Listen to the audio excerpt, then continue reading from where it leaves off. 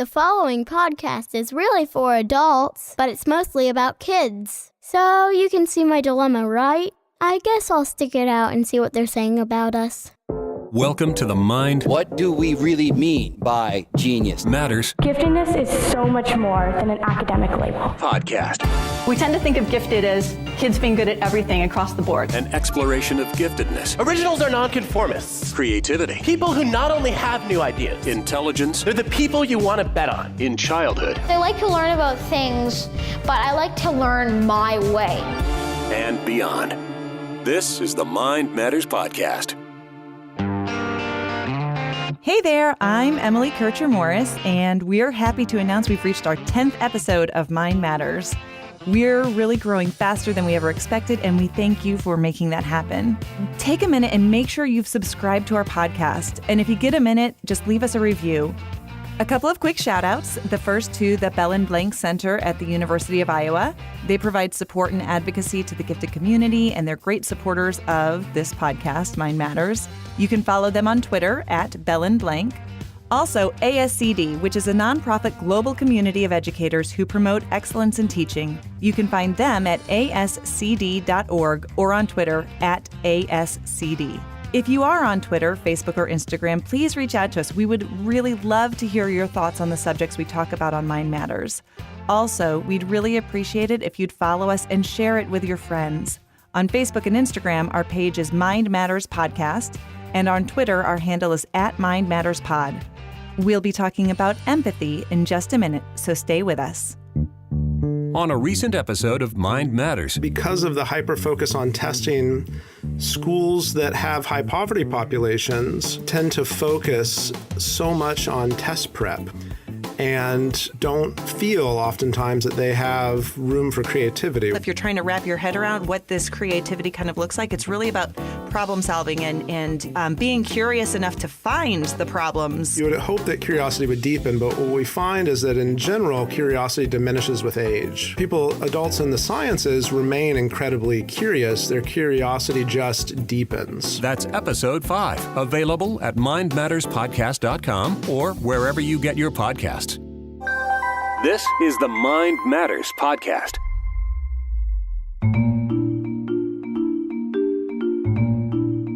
So today we're talking about empathy with someone who might know a thing or two about it. Hi there, I'm Dr. Michele Borba. I'm the author of End Peer Cruelty, Build Empathy, and I'm so glad to be here.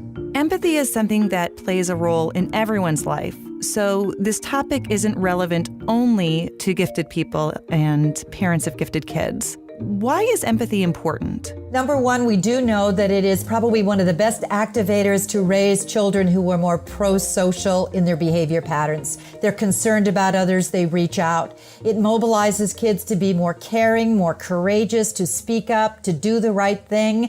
But it actually is a really strong advantage point to success and happiness.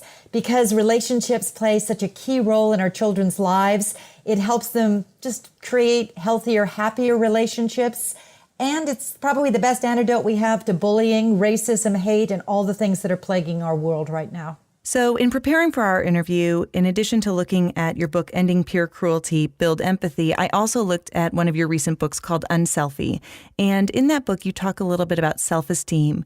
Can you share a little bit about the relationship between building self-esteem and building empathy? Where's that balance between those two? If we define self-esteem the right way, authentic, real self-esteem, we know it's critical for our children. We want them to be confident, but self-esteem is made up of two parts. So it's almost like a balance scale. One side is to help our children feel worthy enough to handle life and love. But the other side is to be competent enough to cope and handle the world. So what empathy is really going to do is raise up that competent side of your child.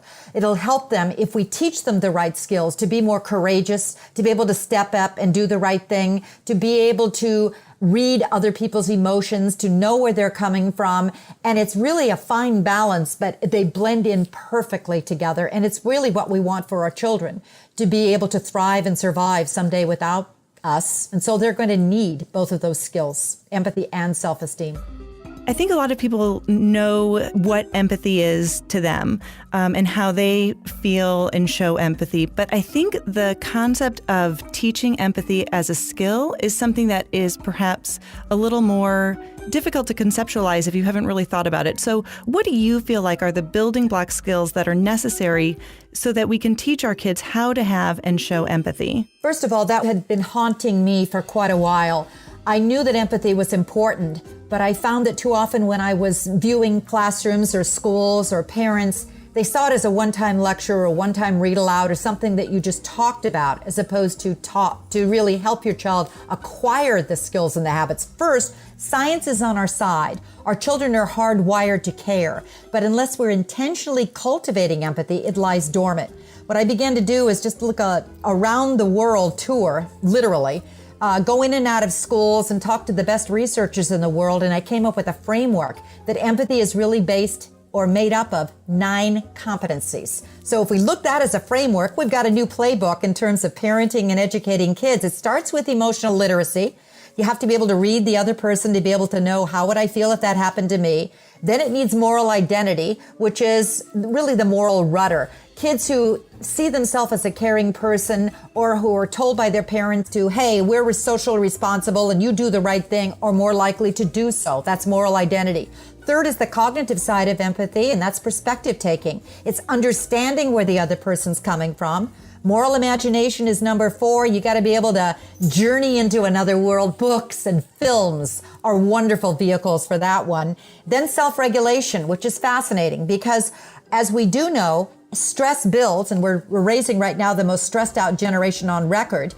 Empathy wanes because you're in survival mode when you're in stress, and you've got to dial down your empathy. So we got to help our children self-regulate and manage those upset feelings. Finally, they've got to practice kindness, and the more they practice kindness, the more they realize that you really can enhance empathy, and they see it as a muscle that can be stretched. Collaboration is critical. We're dealing with kids who are far more individualistic and want to be more competitive, but they've got to be able to collaborate in today's world, and that's a we thing, and empathy is all about we. And the final 2 ones are helping our children have the moral courage, the skills to be able to step in and speak out. And finally, altruistic leadership abilities. That's service learning, citizenship, all those things that we hold near and dear to our hearts that are also teachable. Many schools are moving to trauma-informed settings where they're noticing that stress level that you mentioned that so many kids and teens are facing.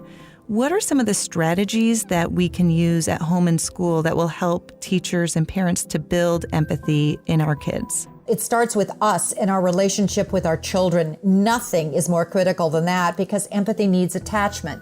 So it's taking more time to put down those computers, sit down and rebuild face-to-face connection, to be able to look at our kids, to be able to have them look back at us, to be able to talk about feelings and emotions, to be able to know where our kids are coming from. Those are all the beginning stages. In a school site, I think the most wonderful thing I've seen are schools that actually have kids become kindness welcome greeters who are standing at the doors saying hello to kids when they come in. It just creates this welcoming, wonderful tone.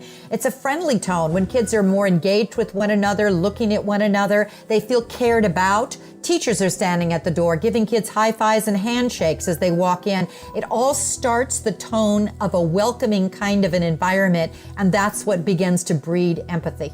It really is more than just practicing that empathy ourselves. It's about coaching and teaching our kids to have that skill.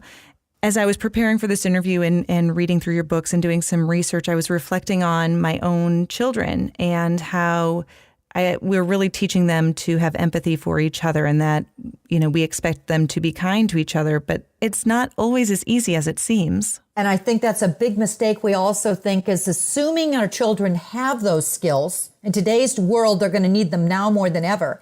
And then mistake number 2 is thinking that if we taught him once, he's going to learn it tomorrow, when in reality, it takes a lot of practice. For instance, you've just pointed out 2 things in terms of sibling rivalry. It's the same in a classroom or with friends. First of all, you've pointed out the moral mantra that in this family, we treat each other kindly. In this classroom, we treat each other kindly. A fascinating thing, and that would be habit number 2, is that our children need to hear the expectation for kindness. We now know that families who do a far better job of raising empathetic kids don't do so by accident. The parents model it. Number 2, they expect it. And number 3, they give kids lots of practice opportunities so that they begin to realize this is doable and I am a kind person. So their internal mindset matches their behavior. But the next thing is teaching the skills. One of the simplest one is called STAND, S-T-A-N-D. As soon as you've got a problem, S is stop and calm down, because you can never solve a problem when you're out of control. Walk away if you need to, or take a slow, deep breath. T is tell what the problem is. Say what's bugging you, but say so respectfully. Just say it like, I need a turn, period. Then A is start with your friend or with your own self, if this is your problem, brainstorming, asking what are all the alternatives of things we can do instead. Brainstorming is a wonderful thing. Then narrow your choices, that's N. Get rid of anything that's not safe, wise, or responsible, and D is do it. Many schools have peace circles or peace chairs. In a home, it can be your couch. You two sit on the couch. I'll be back in a few minutes, but remember that thing called stand? Now let's see if you can work it out together. And I'll give you a minute or 2 or 3. I'm here if you need me, but I think you can do it because we've been talking about this skill for quite a while. When I'm working with gifted and high ability kids, one of the things I notice is that they are very technologically savvy. It's a big part of their lives and they're using it all the time. What do you notice about how technology impacts the development of empathy? Huge, Emily, huge. Why? Because what we do know is that you cannot empathize with someone unless you can turn and go, how's she feeling? You have to be able to read either in their facial expression, their voice tone, or their body language, the feeling or emotions, and you don't learn it circling an emoji. One thing is clear in terms of science: the longer our kids are plugged in and looking down, the lower their emotional literacy scores go. Now, computers are here to stay. It is part of our digital natives world, and particularly our children who are gifted and talented kids. But what we've got to do is also realize that there's some real proactive ways to do this. Number 1, Skype and FaceTime a lot more. You're going to be talking to grandma in a few minutes on Skype. That's great, but watch your posture and you'll be able to know when it's time to say goodbye. Number 2, our children are inundated with images on the computer, and I think we have to be very careful about those images because they either galvanize empathy or they reduce it. One of the things that we're seeing is our today's children are watching very horrific images, from Parkland to Las Vegas massacres. What many teachers and parents are doing is finding the good news reports about real people who are heroes, the role models. Always look for the helpers. There will always be helpers, because if you look for the helpers, you'll know that there's hope. When children begin to see images of a person that has done something, particularly a child who's done something, one of the things I tried to do with on a selfie was put dozens of real stories about real kids who were doing phenomenal things to make a difference, like Kevin Kerwick, who got very tired of all the cyberbullying, the vicious stuff that was happening online. And so what he did is to set up a Twitter account just at his high school where he anonymously was going to start tweeting out good stuff about good kids that were happening in his classroom and school. What he didn't realize that what happened is other kids started joining him, until pretty soon he said the most amazing thing is we stopped the bullies, Dr. Borba. They actually stop. And that's what we do, is we activate a child's heart, we use their mind and their heart, and together that's how they're going to make a difference in the world. That's a really cool way that he was able to integrate technology to help build empathy. Yes. One thing, especially with gifted kids, is that parents and teachers often struggle to find discipline methods that will work with them. They don't buy into the illogical rules that they're asked to follow. They can debate their way out of almost anything. So in your experience, what types of discipline are most effective for helping to build empathetic kids? Well, here's the one that builds not only empathy, character, and creates a better behaved kid. It comes straight from NYU. It's Martin Hoffman, who has studied what creates empathetic kids for over 30, 40 years. And he said it's a parent who uses what's called inductive discipline. And it's extremely simple. You can use it from toddler to teen, maybe with your spouse. Just don't tell them you're using it. But here's how it goes. And the moment your child does anything that is the uncaring, unkind, disrespectful, against your values, call him on it. Always dignify it, but call him on it. And simply say, that was uncaring or that was unkind. And then go one step more and say what Hoffman says is the best thing. I'm disappointed. I'm disappointed in that behavior because I know you are, now go one step more, a caring kid. Or, in this family, we're about respect, not there. So now go one step more. How would you feel if that happened to you? What would you need in order to feel better? So what do you plan to do? What he found is that if you constantly use that approach, it gets kids to actually internalize it. They begin to embed and internalize the image that I am a caring kid. And when you have a caring mindset, Nancy Eisenberg, another researcher, says you're more likely to act in a pro-social way. But the other thing is you begin to get that, how would I feel if that happened to me? What would I need? How does she feel? What does she need? And as a result, it actually boosts perspective taking as well. It's so simple and so research-based. Are there certain types of discipline that undermine that empathy development? Any kind of shame. Actually, guilt can increase it because it counters who you think you are, that moral mindset and that moral identity of yourself. Yelling, screaming, or the timeout. But the timeout is fine as long as you come later and go, so what did you do and wrong? And what are you going to do differently next time in order to make it right? It's that talk about conscience development and empathy that becomes so critical. I think sometimes people feel that discipline has to be negative or punitive when really we need to view it as the framework or the structure for providing boundaries and expectations for our kids. Emily, there's also another really simple little thing you got to do before you start that inductive discipline, and that is pause. And every parent should ask themselves right now, how do I want my kid to turn out? Beyond healthy and happy, what are the values you hope most to see in your child, like 40 years from now? If you ask that question and you really thought it through, and there's no right or wrong answer, most parents come up with responsible or respectful or kind. What that will do was make you, force you to each time use that in your discipline approach or in your choices of, is that movie appropriate? Is that book appropriate? Is that video game appropriate? And as a result, what you'll have is a child more likely to internalize those values because you've just thought it through. Do you think that schools are doing enough to teach social emotional skills? That's a really kind of a difficult question because I visit hundreds of schools. And what I find is that some do it well and some do it not well enough. Here's the school that does it well, and it's actually from a third grader who they were doing a fabulous emotional literacy lesson using a baby. The baby comes in once a month, and the teacher begins to ask the children, how's the baby feel? How's Clara feeling today? And the kids were just reading the emotional literacy off of, they now had adopted that baby as their baby. But I asked this little boy, why does this work? And he said, well, it's because empathy is a verb. I looked at him and said, how brilliant is that? Knowing where he was coming from, I said, explain that. What does that mean? He said, well, you don't learn it from a worksheet, and it's not a word of the month, You got to see it and feel it in order to get it. And I went, oh my gosh, is that just brilliant? And that is the base of what every bit of science says. Best empathy lessons aren't words of the month and aren't worksheets. They're real and they're meaningful. SEL programs that do service learning, so a child actually gets to go out and make a difference of the world, but not collecting 50,000 coins and sending to Biafra, but starting the empathy by face-to-face connection. In fact, one of the most important things to remember is that empathy is driven by face-to-face contact. I interviewed lots of children whose teachers considered to be altruistic. And when I asked them how they become that way, the altruistic leader who was very smart, but also a child who wanted to better the world.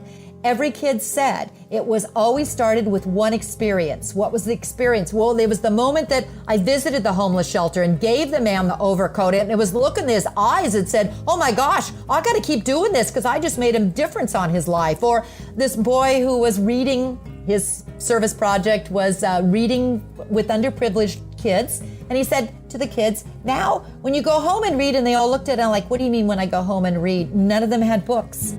That was the moment he went home and decided, simple, to put a box by his front door or by his mailbox and ask his neighbors to start filling the boxes. What do they need? How can you match that need? And then now how you will deliver it. But start face to face, because it always is the moment of what I call compassionate conversion that opens their hearts and changes them. It's transformational. In gifted, talented classrooms, quite often, they do integrate a lot of social and emotional learning in general. Are there ways that impacts those high ability kids in different ways, or that they interpret those things differently than perhaps their neurotypical peers? Very often they could have it at a deeper level, and that is earth-shaking kind of thing, because they're able to get a more global perspective or a stronger perspective taking, because that is a cognitive skill. See, empathy is made up of three different kinds of parts. One is the affect, and you can see that in a child who's reading Charlotte's Web or A Long Walk to Water. I'm mentioning that book because middle school kids in a gifted class said that was the book that just changed their lives. We can talk about that one. But cognitive empathy is perspective taking that I see a lot of children who are on the high end of the intelligence spectrum get, because it's a deeper level of thinking. It's the cognitive level. And then there's the affect. So what if they have the cognitive, and so what if they have the affective? The last one is the action piece, the behavior piece. What are they going to do about it? When you can put all three of those together, that is what's really going to help the child be able to better the world. The big thing that we may be doing wrong is helping kids do service projects, thinking it's going to help them get into Ivy League. When in reality, the stronger the service project that is based on the child's passion, their level of understanding, and what ignites them is the kind that's really going to make a difference on their lives. I think that's huge. I know when I used to be in the gifted ed classroom, I had a lot of kids who had this intense empathy, but sometimes they would end up where they just felt helpless or unempowered because sometimes their ideas were bigger than what they really had access to. Yes. And sometimes I think that even leads into some of that existential depression that we see in those gifted kids, just because that awareness is kind of, it develops earlier and they don't have the life experience behind them to cope with that. One of the things we're also seeing with a lot of them, we call it the existential depression, also call it the compassion fatigue, where they're so overwhelmed by it all that they shut down. And I learned Paul Slovic did the most fabulous piece of research on that is really helpful. He said our brains shut down when we see all the huge problem because we're overwhelmed by it and we can't do anything. But our brains open up if we point the child to one person. You may not be able to change all the poverty, but let's start with that one person. What then begins to happen is the child begins to set the goal in more measurable terms. He also continues to keep the empathy up. And as a result, he also begins to see, now I did it with him, now I'll do it with the second person and the third. Don't look at the mass, look at the one. To a lot of high ability kids, the competitive mindset of trying to be at the top of their class is their number one goal, and that can have an effect on their ability to feel empathy. As part of an international conference at the UAE, Dr. Borba was exposed to 1,000 educators from 80 different countries and found their top concern about their students was, number one, anxiety, followed closely by their concern that their students have a lack of connection with their peers and friends, mostly due to their study schedule and the internet.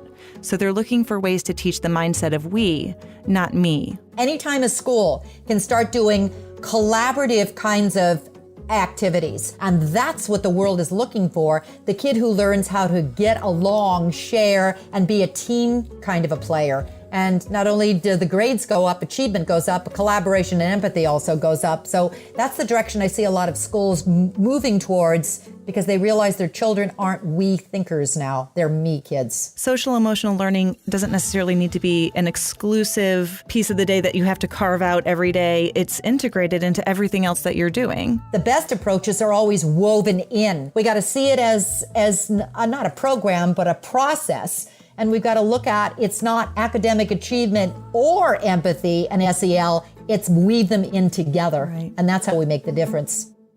In your book, Ending Peer Cruelty, Build Empathy, you talk about the 6 R's of bullying prevention, which are intrinsically tied with empathy. It's a systemic approach. The first thing is you've got to have a clear rule or standards in your school that we're about kindness and not about bullying.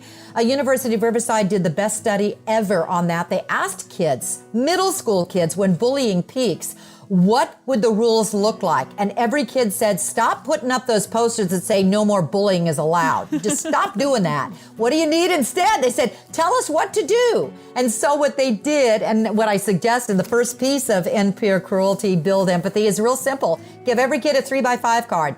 And on a scale of 1 to 10, how much are you in favor of somebody stepping in to help you if you or a peer is bullied? And how much are you against bullying in your school? What you then do is you walk into a school that says 90% of the kids at this school want somebody to step in and help them if in case they're bullied, and 99% of kids here are against bullying. We want kindness. What it begins to do is flip the norms, and it makes the kids be the norm makers. That's critical. The second R is we all have to recognize what bullying is. Here's what it is, and here's what we tell the kids, the staff, and the parents. Bullying is always intentional cruelty. It's never by accident. It's on purpose. It's usually repeated, but there's always a power imbalance. That means the child who is bullying is doing something to a child who cannot hold his own. Third one is you got to report it. And I think this is absolutely critical, and it is an underused commodity. It actually will stop a school shooting as well. Almost every school shooter posted on a social network that they were going to do their acts of cruelty. Bullies very often also tell, or a child who's been bullied needs to be able to report because it's usually repeated. Now, you can report anonymously. One of the simplest things is a report box. Just a box where you can't put your hand into it, that has a lock and key on the top, where any student can report any kind of a threat. You have to teach children how to respond. That is the best hope we have to really help reduce bullying, is mobilize the empathy of kids who are bystanders. There are bystander skills we can teach, and we can help our children learn how to safely step in. I can talk about those. Our number 5 is help children who are victims learn how to refuse, to boost their self-esteem so they realize they didn't cause this, they didn't deserve it, and we need to be able to help them bounce back, because victimization can continue to haunt them in trauma the rest of their lives. And finally, for the child who is bullying, we got to help replace that. That's the 6th R. Replace that aggressive behavior with more pro-social actions and empathy. You put all those 6 together, it's a no-cost way to reduce bullying, and it dramatically will reduce it in a school setting. There can be such a social risk in standing up to bullying. How can we help kids who do have intense empathy have the power to speak up when they see these actions taking place? It's a slow process, because usually by the time they come and get help, they've already set in that mentality, because remember, bullying is almost always repeated. One of the simplest things that they're doing is actually from Finland. And what they're doing is helping kids develop a new mindset. It's a slow process, but if the child is ever bullied, they're coming up with one kind of just an affirmation inside their head that says, I don't deserve it. I don't deserve this. It's his problem, not mine. Now, is that easy the first time? No, but it's a counselor who really helps the child begin to realize that it flips it. And usually victims have empathy, and be able to help them through why do you think the bully was resorting to that particular behavior pattern? Usually victims come up with, they want power, they want status, they don't know another way to get it. Okay, then that means that you didn't deserve it. And now let's help you be able to stand up for yourself, or find some ways to help you feel safe. And one of the fastest things for you to start realizing is that this isn't your problem. It's the kid's problem, not yours. This is an ongoing issue, and it's not getting any better. In fact, it's getting worse. This is becoming a crisis. In the last 30 years, we now know that empathy has dipped in American kids 40%. On the other hand, we can do this because our children are hardwired for empathy. It's something that can be cultivated. We need to be very cunning in terms of how we do it, because not every little program is going to work. We need a framework, use the 9 habits, and use the 6 R's. And the impact on a child is mind-boggling. I have spent my life going in and out of schools, and I have seen it. One of the most amazing experiences was working with a child who was 16 years of age, one of those that many of them, the school had given up on, wanted to expel him because he was always bullying. And thank God for one teacher who said, no, we're not going to expel him because we will lose him. What were we going to do? Said the principal. I'm going to help him become best friends with a kindergartner. Now, this was one of those wonderful opportunities that the high school kids got out a little bit earlier. The kindergarten was the second session and was there a little later. And so every day after school, that 16-year-old was to bond with Noah and help him. Did it help at the beginning? Absolutely not. But the teacher did something else that parents and teachers can do. And that is she sat down with the older child and she said, how will you know if Noah's happy? How will you know if he's not enjoying this? How will you know that it's time to stop? She helped him learn emotional literacy. She helped him learn how to encourage a child.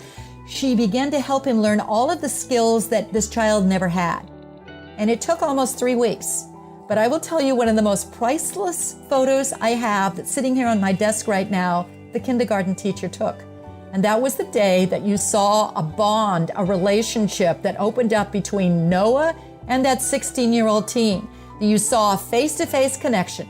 But what you saw is, yes, a happy Noah, but you saw a child, a teen, who now realized he was a caring person. He went back to the teacher and said, I'm never going back to where I was before. I didn't know that I could care. The best part about the whole thing, though, was Noah, a 5-year-old who came up to us all and said, you know, I knew he could do it. Sometimes it takes kids a long time to be able to change, but we got to hang in there with them. And that's what we did. So it's a bottom line is this is not an overnight process. It's a long-term commitment. But in the end, what we want is kids who realize that they are a caring commodity, that they can make a difference in the world. What's at stake is humanity. And that's when we come in. Back with more in just a minute. To reach the Mind Matters podcast, go to our website, mindmatterspodcast.com, and click on Contact. Follow us on Twitter @MindMattersPod, on Facebook @Mind Matters Podcast, or you can reach our YouTube channel through our website.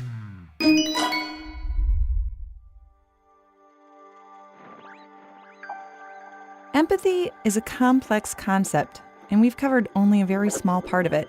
Compassion for another person is a feeling commonly associated with empathy. And to be clear, the concept of empathy can even be a little controversial. Paul Bloom, a professor of psychology and cognitive science at Yale University, wrote a book called Against Empathy, The Case for Rational Compassion, in which he asserts that small acts of empathy are fine, but on the whole, empathy isn't as great as everyone makes it out to be. He says empathy blinds us to the long-term consequences of our actions. It's the reason the world cares more about a girl stuck in a well than, say, global warming. It's difficult to imagine having compassion for others without also experiencing empathy for their lived experiences. Michele spoke about 2 kinds of empathy: affective, which is the ability to feel another person's emotions, and cognitive, which is to understand another person's perspective. When we combine these 2 and follow through to the third component, taking action, we find ourselves living empathetic, compassionate, and altruistic lives. Neuroscientists Tanya Singer and Olga Klemeski of the Max Planck Institute studied compassion and empathy and found they occur in different parts of the brain, and people can be trained to experience them. They even found that those who underwent empathy training sometimes experienced empathic distress, whereas those trained in compassion had positive results. Finding the balance between empathy and compassion, being idealistic without consuming yourself by absorbing the negative emotions empathy can trigger, is key. Empathic distress is a condition where your own mind is so consumed with empathy for another, it can't function effectively itself. It's similar to compassion fatigue. Think about careers that often end in burnout: teachers, mental health professionals, nurses.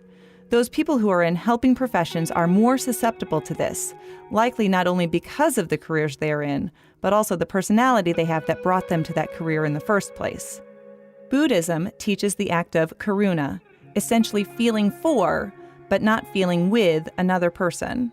It's Buddhists' way of maintaining separation to preserve the ability to be helpful. So let's bring it back to our gifted kids. Our high-ability kids are also highly idealistic. They see the world the way it ought to be and struggle when they see injustice. Their emotional intensity can magnify empathy and also make them feel paralyzed by helplessness. First, we should empower our children to feel empathy, and then teach them to take small steps toward actions of kindness. As they get older, they can begin to take that empathy and transition it toward the compassionate actions toward others and coordinate with their peers to create opportunities to improve their world. Sometimes I have clients come into my office and their parents will tell me that their child doesn't show any empathy. Or sometimes they'll even be confused and tell me that their child is extremely compassionate or empathetic with, for example, kids who are younger than themselves, but they're blinded when the situation involves a parent or a sibling. One thing that I've learned is that it is much easier to feel empathy for others when our own emotions aren't involved. I can feel empathy for a child who is hurt on the playground and run over to help, but I can't understand the perspective of my sister who is upset when I scream at her for some minor offense because I'm too tied up in those feelings. To help harness that empathy, we have to coach our kids in emotional regulation and give them opportunities when their own intense emotions have cooled to reflect on the experience and on those feelings of those around them. Feeling empathy for our friends, our family, and our peers, that's what bonds us together. We're hardwired to feel empathy for those closest to us, but today's world doesn't always give us the opportunity to practice it consistently. As parents and educators, we need to be aware of the environmental factors standing in the way of our children developing that empathy. It's a necessary tool for developing safe schools, caring homes, and a better world for the future. I'm Emily Kircher-Morris. Take care of yourself, and thanks for listening. What a way to go. What we don't know isn't worth a dime, and we need them all. I know you're the worrying kind. Is there any way, or do you like not being found? In time the light will fade. Don't you know I worry about you all the time? Oh, anytime you wanna leave tonight, love, morning comes and goes, but I'll always be your shoulder to lean on.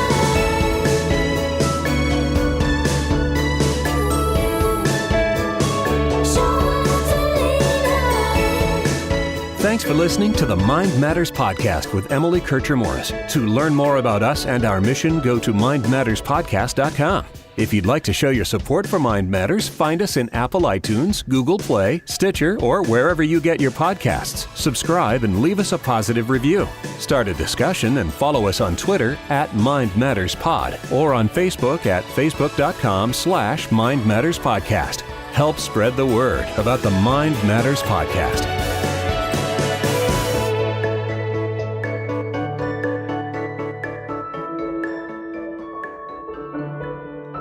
Mind Matters is a production of Morris Creative Services.